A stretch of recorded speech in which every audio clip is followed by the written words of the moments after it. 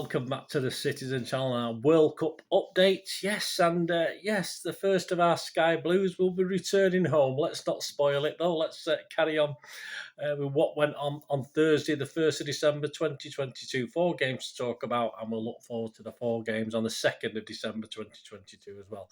Day 12 of the World Cup in Qatar with a sky blue disposition. That's what we look at in this, a sky blue disposition, certainly on this one.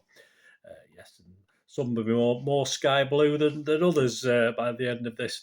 Right, please, if you're new to the channel, push that subscribe button, push the bell notifications. Great to have you on board. Spread the word. Everything's City, of course. City past, present, forever. Plus little bonus things like this, of course, where there's a big City interest. Well, we've got the most players at the World Cup, so why wouldn't we have an interest in things like the World Cup? So it'll be fantastic. And if you got just a little time as you're watching it, guys, just press that little button, that little like button, give us a thumbs up. It's great. Make an old City fan warmer than I am at the moment. It's flipping freezing here in the UK. Right, before we look at the results for the 1st of December, match day 3, we're going to have a quick look at what's to come on the 2nd of December, and a couple of predictions from yours truly. I'm about 50-50 at the moment on my prediction, but it does base on what sort of teams some teams are putting out as well. Sometimes if a team's qualified, they're not actually playing the strongest team, so you have to be careful. It's worse than trying to decide what Pep's going to do. Right, here we go. We've got the 3 p.m. kickoffs. This obviously is the final round of group matches. Of course, by the end of this day, we'll know our final 16, won't we? So the 3 p.m. kickoffs on the 2nd of December. We've got Group H. We've got South Korea at 10-3 to beat Portugal at 3-4 on and 3-1 the draw. Yeah, South Korea sit third at 1 point, -1, and Portugal atop, of course, have qualified already. Their +3 goal difference. This is from the Education City Stadium. Yeah, I do expect, this is one of those things, I do expect key Portuguese players to be rested for this. Can Korea take advantage? I've not been overly impressed with South Korea, in all fairness. Possibly they can take advantage, but I think a draw is more likely. There's a bit of pride, always pride at stake, isn't there? And of course, Portugal might even sneak it. But I'm going for a draw in this if Portugal do make a raft of changes. The next game is Ghana. Yeah, Ghana 19-5 against. They're playing Uruguay, the 8-11 favourites for this one. 11-4 the draw. Ghana, of course, sits second on 3 points, nil goal difference. And Uruguay sit bottom. Yeah, been very disappointing, Uruguay. Very negative. We saw little glimpses. We'll talk about that in a second. 1 point -2 at the Al Janoub Stadium. A draw for Ghana will be enough, which is always a worry. You can't psychologically, these teams, if they know they just need a draw, they perhaps not down tools, but it is hard, isn't it? You've got to get up for it. And of course, this is a must-win for Uruguay. So we saw in the last match that Uruguay can come out and attack if necessary, because they did it. But obviously, I do expect them to have a goal this time, because otherwise they're going to go out of the World Cup. And if they do get the noses in front, I think that's where the defensive abilities will probably come into play. And Ghana would have to be very, very patient to get back into it. But looking at it, yeah, I think if Ghana approach the game positively, we could get a draw here. I'm not overly convinced with Uruguay, but as I say, if they go for it and do go for it, if they turn 1 goal into 2, etc., etc. Even if they get 1 goal, Ghana can still fight. We've seen them come back before, so yeah, I'll fancy a draw for this one. A 7 p.m. kickoff. So we've got Group G. We've got Serbia, the 13-8 against, playing Switzerland 9-5. Hopefully we'll see old Akanji in that one. 23-10, the draw. Serbia are currently bottom. Been a bit disappointing. 1 point -2. And the Swiss are second on 3 points with a 0 goal difference. This is at Stadium 974. The Swiss mindset may be that a draw will do. But again, as I said with the Ghana game, Ghana-Uruguay game, it's what's saying, it's there. It's some bit of football, not all of it, a bit of football's played up there, but yeah, a draw might, in this case, for the Swiss might not be enough, so that might give them that little bit of edge to try a little bit harder. Serbia have to win. They may not just be good enough. It's as simple as that against the Swiss, and the defence will certainly have to be a lot better. But again, it's just one of those games that I can figure being a draw as well. I think a draw is very likely in this one. And the other game is Cameroon 7-1 against Brazil, of course, 2-5 on favourites. and it's 4-1 the draw. Cameroon are third at the moment, -1. Brazil top 6 points, and of course they qualify. So again, we've got another thing of is he going to rest players? A +3 goal difference. This is from Stadium 974. Cameroon, of course, need the win. Brazil are likely to rest players, as we said, but they'll still be strong. Let's hope Edison gets a goal. That's what I want to see. I want to see Edison in goal for this one. Fingers crossed. And Cameroon showed lots of spirits against Serbia last time out, and can be effective against a Brazil team that's already qualified, and that's the problem. So depending on how many changes they make, you never know. Cameroon might do something in this, but I personally expect this again to be a draw. So that's 4 draws, but I've got to be wrong. There's got to be, they're not all going to be draws, but we'll see, won't we? Right, on to today's games, the games that we just watched. And the 3 p.m. kickoffs, we'll start with those two first, as you'd expect. The Group F, we had Croatia 17-10 against Belgium 17-10 against. So the bookies think this might be a draw. They've got to be right sometimes, haven't they? 12-5 the draw, of course. So if you had a quid on that, you're all right. What would you got? £1, £2, £20, something like that. Something like that. Anyway, win. First, Croatia, of course, started first on 4 points. +3 goal difference. Belgium started third on 3 points, -1. This is at the Al Ahmad bin Ali Stadium. Anthony Taylor was in the middle. I don't know. Yeah, okay. KDB starts as captain. No Hazard starting this today. No, we did see him, but very, very late on. 4 changes to the last game as Mr. Martinez, rung the. He didn't exactly ring the changes, but he certainly made some. A flying start by Croatia. They had 2 great early chances. One just flew wide. Could have been a goal. Gradually, Belgium did improve and start to create themselves. KDB looking a lot better in this game than we've seen. If KDB looks good, then perhaps Belgium look good as well. 15 minutes, a clumsy tackle, and it's a pen initially to Croatia. Taylor was then sent over to the monitor for an offside. I believe it's something to do with the rules, apart whether the ref has to decide whether the guy who was offside actually had an attempt to sort of get the ball in the first place to be assumed to be offside in the build-up to it. So anyway, some gibberish that they come up with, and the be-all and end-all was the penalty was rubbed out. There was no penalty. Belgium definitely had the better of the first half, but half-time it still remained 0-0. Croatia still looked very, very dangerous on the breaks, but I say Belgium a lot better than we've seen. A lively start by both teams to the second half. 60 minutes, a move involving KDB, a great ball to Carrasco, and it falls to Lukaku. Had one of those games where nothing, a couple where he could have done better, a couple where he did the best he could, but Lukaku smacked the post, and he certainly could have done better with that one. He should have scored and made it 1-0. This was followed again by Lukaku heading over a good chance, but KDB, when he crossed the ball had clearly gone over the touchline, so it wouldn't have counted anyway. If the rules allow that, I'm not even too sure if they do. If the linesman's not spotted it, the referee hasn't spotted it, can VAR intervene? I have no idea. Who knows? 90 minutes, Lukaku has about his 4th half chance and cannot score. It would be quite funny if it didn't affect our KDB. As I say, personally, I don't care. I want him home, but as far as KDB is concerned, a great shame. 4 minutes stoppage time. You can tell Anthony Taylor was in charge of this one. He's not going to give a lot of a stoppage time, so it bodes well for when we get back to the Premier League action. Belgium throw everything at Croatia, but it's just too little too late, and it finishes Croatia 0, Belgium 0. The XG philosophy tells a whole story, so my thanks to @XG Philosophy. Croatia 0.81, which is fair enough. Belgium 3.29 expected goal, 3.29. Was that probably Lukaku's, actually. That was probably Lukaku's XG on his own. So Croatia finished second and move on. 5 points with a +2 goal difference. And Belgium sadly finished third with 4 points and a -1 goal difference. Yet Belgium ranked number 2 in the world. If they'd shown some of what they did this game in the first couple of games, I don't think they'd be going on. They're just too little too late, as I said in the report there. A similar sentiment to KDB. Was far better today. As a result, Belgium were far better. But I won't lie, get him home quick, have a rest. We've got a tough time ahead in the Premier League and the other competitions, of course. Right, on to the next game.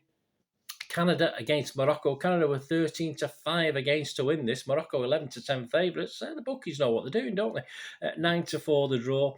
Canada, of course, bottom just pride to play for, no points, -4.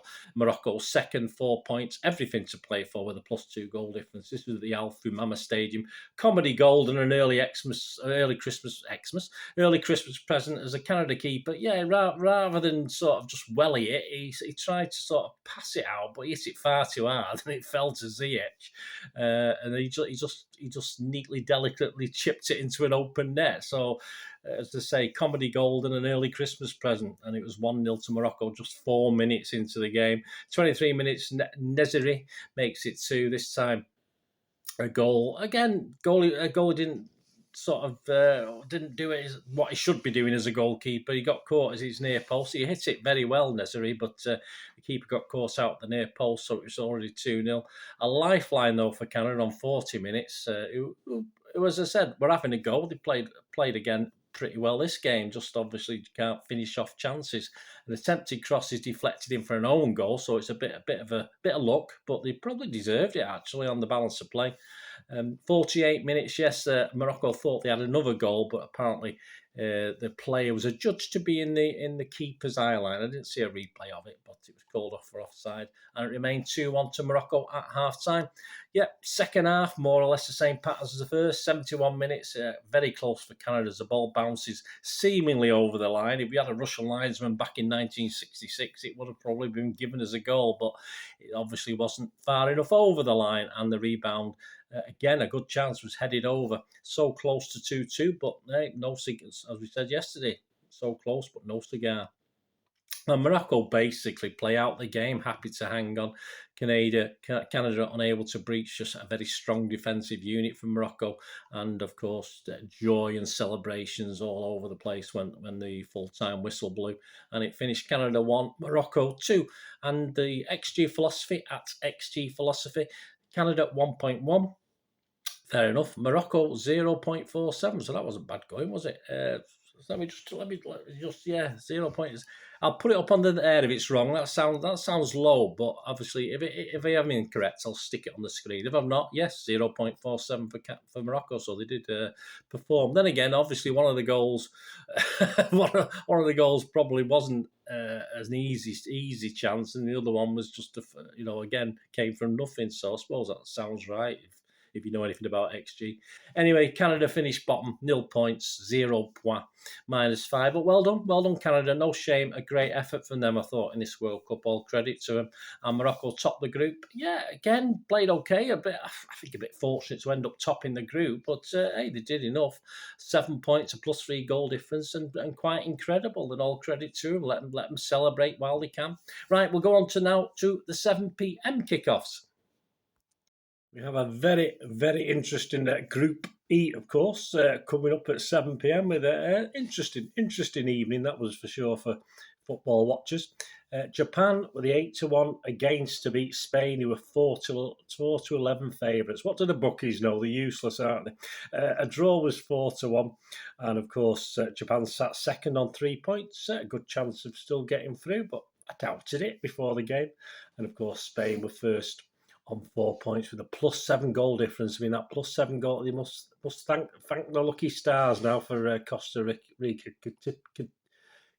capitulating. That's the word, capitulating in that first game. This was at the Khalifa Stadium.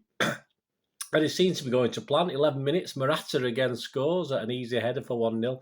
And in all fairness, Japan really didn't do that much. They didn't hardly muster an attack. Spain were quite happy with the 1 goal. And as I say, Spain did try and add to it, but Japan hardly got out of their half. But 48 minutes, yes, Japan scored a great goal. So obviously into the second half, so perhaps they had to kick up the old rectum from their boss. And yeah, Doan scored, although the keeper should have done a little bit better. He should have done better with it. It's 1-1, of course. Another for Japan, but the ball appears to have just gone out before being pulled back for a goal. So I was quite ready for it to be called off, but Tanaka put it in anyway. Rodri had stopped, which is he shouldn't. He had a great game, Rodri. Don't get me wrong, fantastic, but he was appealing, and the defender, the striker, the Japanese guy, got in behind him. He should have been more alert. So really, I won't blame Rodri wholeheartedly, but he should have been more alert to it. You play to the whistle. That's all there is to it. But I must say, Rodri did have quite a good game at centre half. Apart from that, unfortunately, but the VAR, lots of complaints, of course, still going on in the morning about that goal. But yeah, it counted. It was 2-1 to Japan. As Japan got deeper and deeper, of course, Spain, I can't remember the Japanese goalie having that much to do, but Spain couldn't find another way through, and nothing happened, and it was all over, 2-1 to Japan. The XG philosophy, at XG philosophy, Japan 1.24, so they did better than that, and Spain 1.21. Japan topped the group, of course, with 6 points, with a +1 goal difference. And Spain was second, and they have their goal difference to thank because someone else got 4 points as well. We'll talk about them in a minute, but they had a +6 goal difference, of course. At one stage, they were going out, so they should be grateful for that. As far as Rodri concerned, yeah, a decent game at the centre half. Apart from that moment we talked about, Laporte, of course, didn't get any time in this one, but they've got a chance to play again, haven't they? So they won't be coming home. Not like a certain gentleman in the next game we're going to talk about. Costa Rica were 22-1 to beat Germany. Yeah, the bookies probably know what they're doing, don't they? Germany were 1-9 on, not taking any risks there, and it was 9-1 the draw. And of course, Costa Rica sat third, so they were doing all right. They had a good chance of qualifying. 3 points, -6, so was not good, is it? And Germany, of course, fourth on 1 point. But if everything had gone to plan, they'd be all right, wouldn't they? They'd be all right. You expect Spain to beat Japan, don't you? So, yeah, a win for Germany, they'd probably be through. So it wasn't going to work out, was it? They had a -1 goal difference. This was at the Albait Stadium. Nice to see a female referee and linesman. That was, or lineswomen. Can't say linesman, can we? Linos, I call them, don't I? Female ref and linos. That was nice to see. And I think they coped pretty well. And I think the players sort of showed them reasonable respect. There's a couple of bit of moaning, but you're always going to get that, aren't you? Germany dominated early, and Muller headed a good chance wide on 9 minutes. But they only had to wait a little while because Gnabry does better heading on to make it 1-0. And then, of course, went on to Costa Rica, didn't offer much, no surprise to me. But on 42 minutes, despite a lack of Costa Rica chances, that thug Rudiger, made a bit of an error, and obviously lets in Costa Rica, but a cracking save from Neuer to keep the score to 1-0. That's how it stayed till half-time. 55 minutes, yes, a quietish Gundogan. Yeah, I mean, obviously, there's no spoiler alert here. He'll be coming home as well now. Yeah, quieter, I think, in this game.